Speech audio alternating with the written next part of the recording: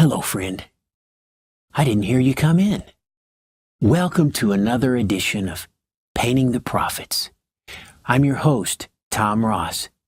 And if you've been following us throughout the years here on Painting the Prophets, you've seen some wonderful, magnificent paintings of all the prophets of God, all the way from Moses to Malachi.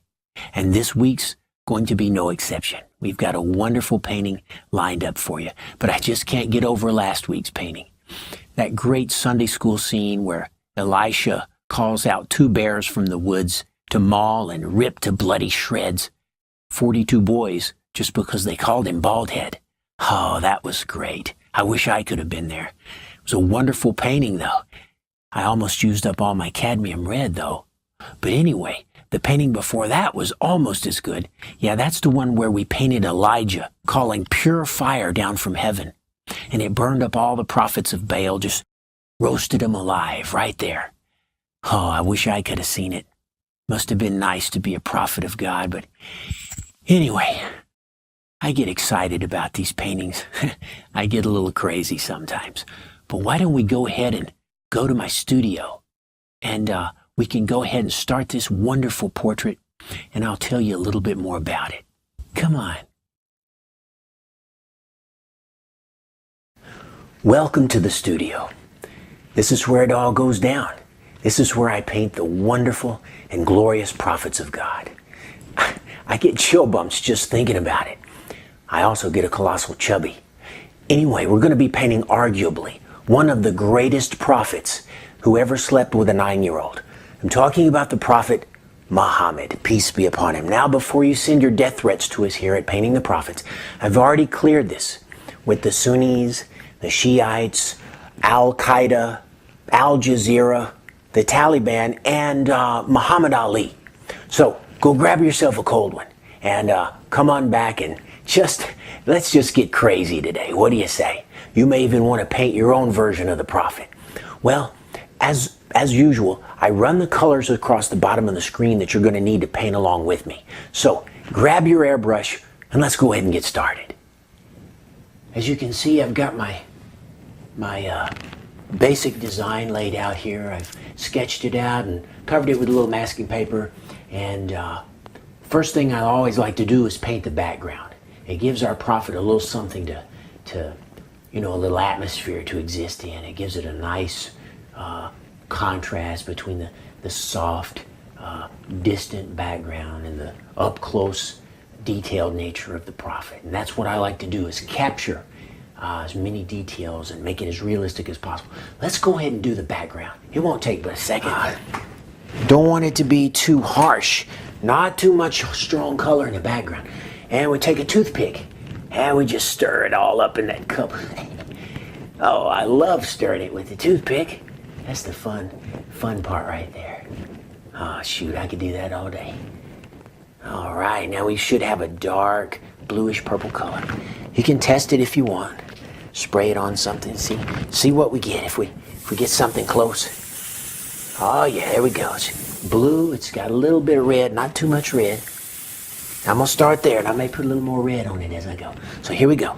Oh, let's just get crazy today. Let's just spray in the background. It won't take too long. Just spray it in any old way. It's gonna look like clouds and nice happy little places. Nice happy little places. Shoot, what do you say? Let's just get a little crazy today. Now we spray it in there like, with maybe some vertical parts there too. Yeah. Now we go. Get a good, nice. There we go. We're just trying to get a little background in. A little bit of red. That's going to bring that blue to life there for you. It's going to bring that blue on up into purple land. Which is just what we want. Just what we want. It was getting a little foggy in here with all this paint floating around. Well, I went ahead and just blocked in the background. As you can see, this is going to be a very dark painting. So we need a sort of dark, mysterious background in there. So let's go ahead and do the fun part. Let's pull the masking off that was protecting basically the outline of our prophet. and then I'll talk a little bit about what we're going to do. Now, let's just take this old tracing paper here. And what this is going to do, it's going to really come to life just right off the bat. We'll go ahead and peel the whole thing off. No reason to, can you see if we zoom in a little bit? You can see I've traced out the prophet here, the eyes and the nose and the mouth and the turban, and he's got a wicked scimitar we're going to fill in over here. So the next thing we need to do, and it's the most important part of this painting, is the beard. That's right. You see, the beard is the power of the prophet. The beard is the glory of the prophet. We start with the beard because that's where prophets really begin, is with the beard. You see, prophets don't get to be prophets until they're 50 or 55 years old, and well, by that time they've had time to grow a nice bushy beard. Well, by that time they've had time to lose the hair on top of their heads too. You remember old Elisha? He got pwned by 42 boys. Of course, that pwnage turned into epic fail, didn't it? Well, anyhow, that's why they wear the turbans too, because they don't have any more hair on their head. So it's sort of a compensatory thing when they have the big bushy beard coming out. It's sort of a balanced type of feng shui, whatever you call it. You know what I'm talking about. And anyway, so that's a little trivia about the beard. But while I block in a little bit of the beard, let me tell you a little more trivia. Let's go ahead and take pure black. Pure black, and I'm going to load up my brush with a little bit of this opaque black. I think my paint's trying to dry out on me, but maybe we can block it in. I'll do a little cutaway and paint some off screen so it don't take up all your time. But let's just, let me test it over here and make sure it's working. Okay, I think it's working. Let's just get crazy. Let's just block in some of the beard here, and we'll see what we get. Heck, we're just gonna get crazy with it. Just gonna go crazy with this. Don't worry about it. Oops! And if you get a little paint down there, let me show you what I just did. Let me back up a little bit. Spilled a little paint down there. But we don't make mistakes. We just let God allow us to exercise our free will to do things we didn't really intend to do. All right. Oh, where was I? Oh, let me zoom back in so you can see what I'm working with. And hang on a minute. Now you can see what I'm doing. And don't worry about this down here. We can fix it in the mix. Now, let's just fire it in there. Now, I won't get so happy this time. Whoa. Oh, it's going to be a big bushy beard. Well, another thing about the beard is it tends to intimidate people who disagree with your point. And the reason they carry the sword is so that if the people don't get your first point, maybe they'll get your second point.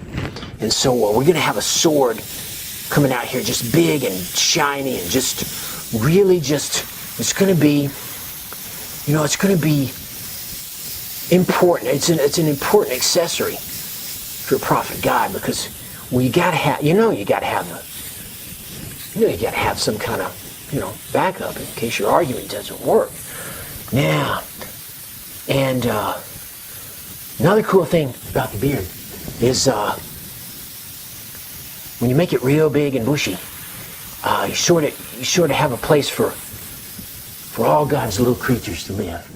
Fleas, lice, and I like to think that all God's little creatures have a happy little home. So I'm gonna make the beard real big and bushy. Oh, just fire it right in there, just black, and we're not gonna worry too much. Now, let me get up here close and just kind of work that in right there. Get a little something going on there. But we're not worried about details right now. Not worried about details. We're just worried about getting in the basic shape. Just like that. Just like that. Fire it right in there. Just like that. Get a little dark right here. Get a little dark.